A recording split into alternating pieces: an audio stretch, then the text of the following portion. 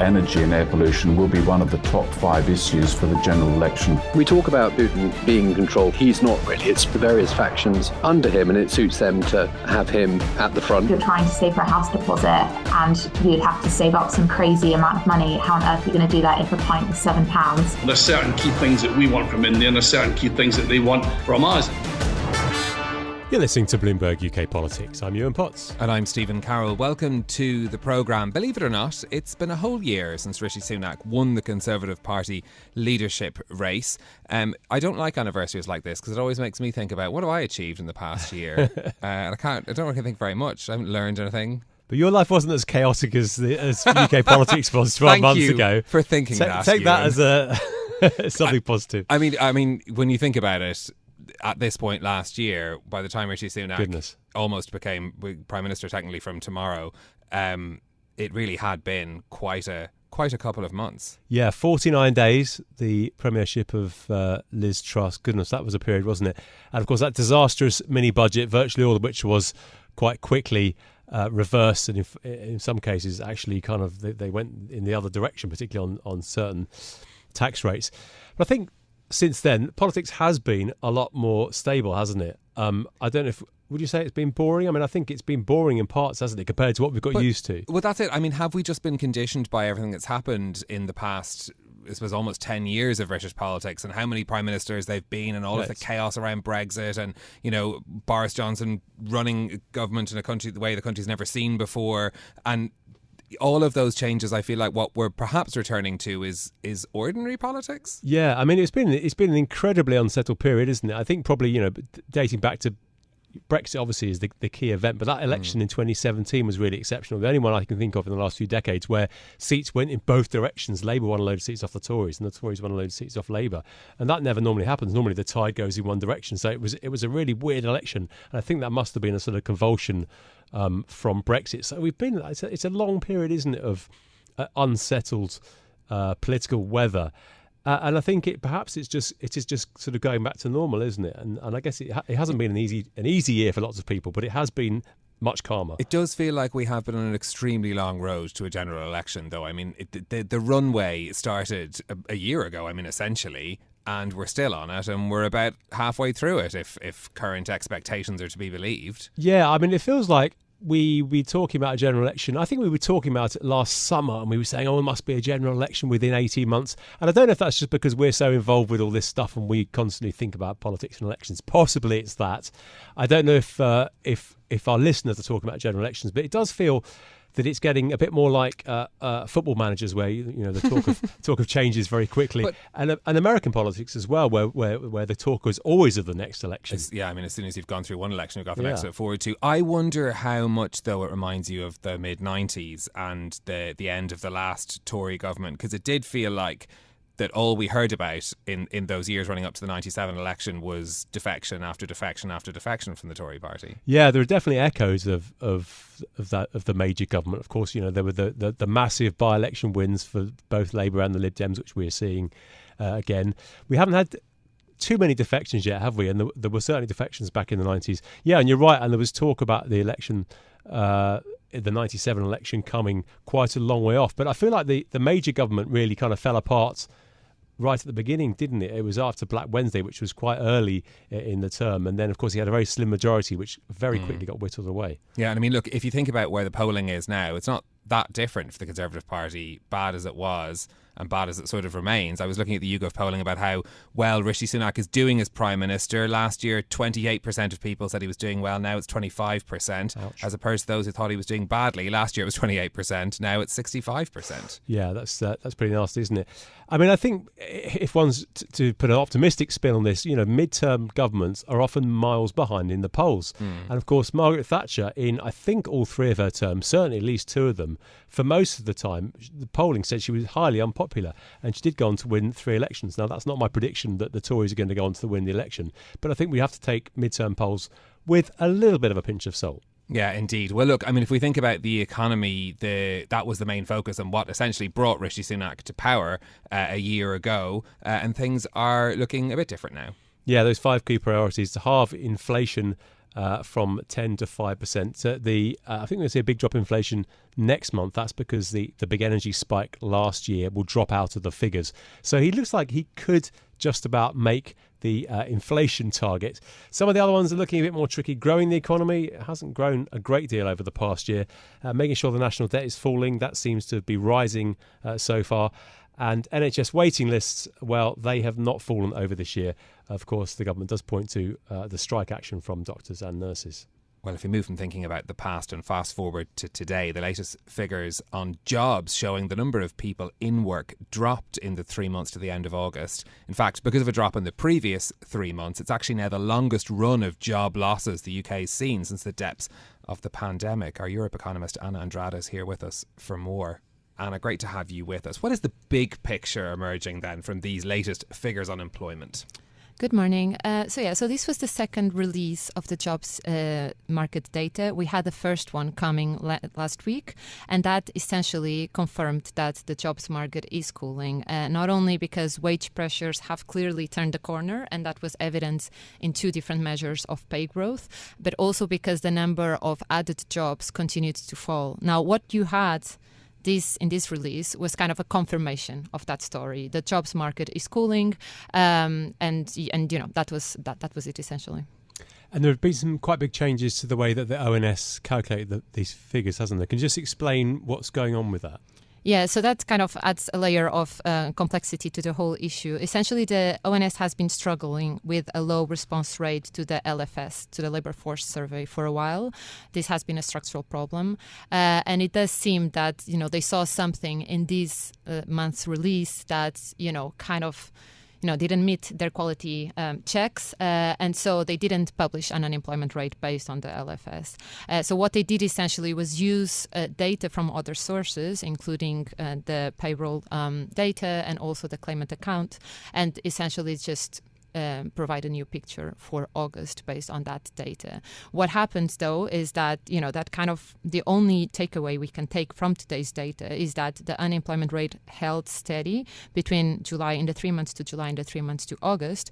But the big question that comes with this change in methodology is that we're a bit left in the dark until the pace at which the jobs market has been cooling over the past year, because the LFS had suggested to a very sharp cooling, and other data had pointed to kind of a slower pace of cooling. So that's still the big question. Okay, yes, that's a cool. Are we in the fridge or the freezer, I think, is the question we're asking. I was trying to explain this earlier, is that it's not quite apples to oranges, it's more sort of Granny Smith's to Golden Delicious that we're trying to compare the two sets of data. But thank you for explaining that. Yeah, another interesting thing actually, which I picked up on. So the data is compiled from a survey, isn't it? And this is, I think, just ask people if you got a job. Is that basically it? Well, it's actually quite surprising, because I think this is the same with the migration stats and lots of other numbers that we report. Are you from around here? Thanks, Stephen. I think it's slightly surprising that these numbers we sort of take as gospel are actually done on surveys, aren't they? And they're kind of projections, but we say that there are 1.1 million people. But actually they're estimates, aren't they? Yeah. But we hope they're accurate estimates. Yeah, they are accurate. And the ONS does have plans, because COVID even kind of made things worse because they had to stop face-to-face interviews. So the ONS is actually moving to a new survey that is conducted online, and that it's supposed to be, broader and more accurate. But that will only come next year. Now, you mentioned the pandemic. One of the big problems that politicians have been talking about a lot is this idea of the number of people who are, quote, economically inactive, or essentially not available to work, out of the workforce altogether. That number has been an awful lot higher since the pandemic. How big a problem is it? Well, it has been a big problem for the UK over the past year, but it's true that we've seen labour supply coming back, so inactivity decreasing recently, and that has been a big explanation of why the jobs market has cooled. So you not only had a decline in labour demand, but you also had an increase in labour supply, because there were more people coming back to the workforce, probably because of high inflation and high interest rates, and they were forced to come back. A lot of them were students, but the same problem still remains, that they were based on LFS data, and so we'll need to see what the ONS does to kind of tackle that uncertainty around the participation. And a separate report out from S&P Global says that UK businesses are more pessimistic than any point this year, and that's sort of leading to hiring freezes and staff cuts. What are you expecting from the labour market as we look ahead? Yeah, so based on the LFS data, which was the headline data until now, we kind of expected the jobs market to cool further. I mean, it would be kind of a slow grind. So we expected it had increased nearly 1 percentage point since the start of the year. And that's why I said that, the pace of cooling was very fast. But we had expected it to continue this trend until early next year. And we had expected it to reach 5%. And that's essentially the effect of, interest rates working. And you see that actually in today's PMI as well. You saw that in the employment. Employment is still kind of, pointing to a fall. So, there still seems, and we also know that only around half of the tightening done by the BOE so far has fed through the economy. So I think there's reason to think that, we're going to see a higher unemployment rate early next year. Yeah, because of course we're still talking about an unemployment rate, that's very low in historical context for the UK as well. And we do tend to fall into this trap of talking about, a hotter or a colder labour market. And essentially we're talking about whether the number of people that can find jobs or have jobs, and then we talk about vacancies, and the corollary of that would be unemployment rising further down the line, which is bad news, of course, for most people who are thinking about their own jobs. But all of this could be potentially good news for when we think about what the Bank of England does next. Yeah, so from the Bank of England's perspective is just another way, not another reassuring way to know that pay pressures are going to ease, because essentially wage growth has been pushed higher because of inflation and also because of how tight the jobs market is. If inflation now is falling and if pay pressure, if the labor market, the slack in the labor market is increasing, that will kind of reassure the BOE that things are going in the right direction. So I think the BOE will kind of take comfort in this labor market. So I suppose if we're playing the good news bad news game, that could mean good news if you're someone who has to remortgage or you're worried about how higher interest rates are going to go. Because if we've got this signs that the labour market is cooling down, then the Bank of England's not going to raise interest rates much further, which means that people are going to be paying less for their mortgages. So it kind of all goes round about. Everyone can find something good in all these numbers, or something bad. They do call economic dismal science for a reason, right? Yeah, this is the thing where the stock market jumps because unemployment has gone up because they think that the central bank is going to tighten less quickly. So this is all a lot of speculation, isn't it, about where we're going to go with interest rates. I want to ask you about some other up-to-date data which you got today with those PMIs, Purchasing Managers Index. Sounds very boring, doesn't it? But this is... I just think of someone who's holding like a really big bag of cash, who's buying things. I'm managing this purchase. Purchasing manager. I want to be a purchasing manager. It sounds very important, doesn't it? I don't purchase anything at work, apart from sandwiches. But so the PMIs, which are a very up-to-date measure of the economy, we've got those for October, haven't we? Even though we're still a week from the end of the month. And it was a bit of a mixed bag, wasn't it, for the UK? Yeah, so I mean, it came in slightly above expectations, but it's essentially, I mean, the big takeaway is that it remained broadly stable and it still remained in, contractionary territory. Now, if you take the PMI data at face value, and if you assume that it stays constant over the next following two months, then it actually, its historic relationship with GDP actually shows that we should be expecting a contraction in output of 0.2% in the last quarter of the year. So it kind of, gives us this idea that we are in the early stages of a recession. I would just make like two caveats around that. I think the jury's still out whether we're actually there or not, just because we've been here in the past. So around a year ago, the PMI was also in contractionary territory, and then the economy proved more resilient. There's just things that the PMI is not capturing. And the second, it's also that there's been some big revisions between the flash estimate, which is what we had today, and the final release. And there's been a big upward revision in the last month's data. So we'll have to wait for that. Yeah, we'd be talking about a possible recession, haven't we, for at least a year, and it hasn't happened yet. Yeah. I feel like we should get a sound effect now for every time someone mentions it. Yeah, we should do like a little sad clown noise, like wah, wah, wah. The other thing I think worth pointing out here is that we've had the PMIs today for France and Germany, and maybe I'm just trying to be British and optimistic, but they're even worse over there, aren't they? Yeah. I mean, I guess we'll need to see. I think our view has been that the UK is tipping into a recession while the Eurozone is proving more resilient. I mean, one thing that has different, and I mean, at least so far, but one thing that has different between the two economies is that the pace of cooling in the jobs market has just been much, stronger here in the UK. So, the PMI, as I said, it gives some indication of activity, but for instance, in the UK, it doesn't include construction or retail or government sector output. So, it's only one measure, and I would probably say that what happens with unemployment, and that's the big difference between the UK and the euro area, is probably more important of what will happen to the economy. Anna, we've been talking today about a year since Rishi Sunak was picked as the leader of the Conservative Party. Of course, the economy was very much a reason that brought him to that position. How is the situation now facing the UK economy compared to a year ago? I think on balance, it has been better than expected. Just 1 year ago, we thought we would be heading into a recession that would be energy driven. Then at the start of this year, there was a massive improvement in energy prices.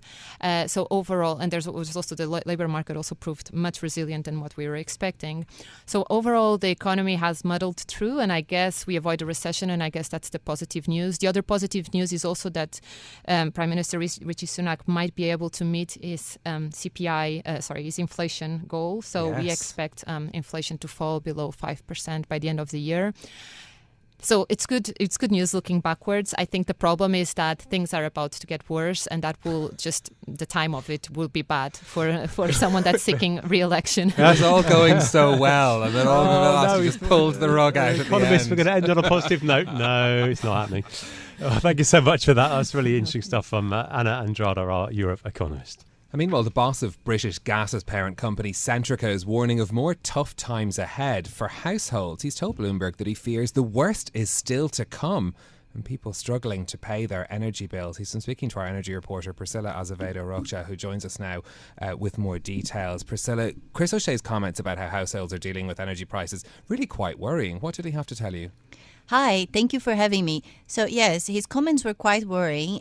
He said that energy bills, that customers this winter, they're still going to struggle a lot to pay their energy bills because like in the UK, we're still not out of the cost of living crisis yet, right? So all the households, they're coming into this winter with higher interest rates, higher consumer bills. There's also a lot of people refinancing their mortgages. So household energy bills, they're going to be higher on top of that because we have the cap coming off. So it's kind of a worrisome situation, right? What kind of levels of debt are we talking about, and how big a problem is this? Can you quantify it a bit for us? Yes, sure. So the debt has been increasing over the past year or so, and it reached like record levels in July. We've seen like the highest levels of households not paying their bills on record this summer, and this can, like he's warning that this can become even worse because now we're going to have more changes and the bills have the risk of getting higher as winter approaches, and households, they put their heatings on ahead of like during winter and everything. So there's more energy usage, which means higher bills. The confusing part of all of this, of course, is that energy prices are actually a lot lower than they were this time last year. I mean, if we look at wholesale prices, which eventually filter down after the cap to households as well, they're a lot lower than they were this time last year. There seems to be a lot less fear about us getting through the winter because we've built up stockpiles and we're sort of a bit more prepared this winter compared to last winter. So why is this a problem now? Why are prices still so high?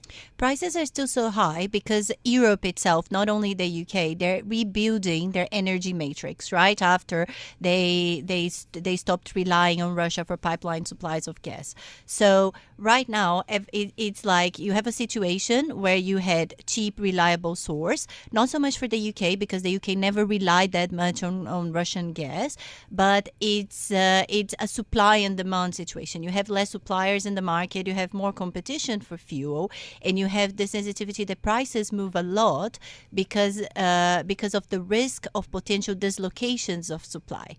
Yeah, there's a nice chart in your story. So last winter, the average price was about £2,500 for a typical user, whereas this winter the projection is it'll be about £2,000. So quite a lot better than last year, but not certainly not cheap by any means.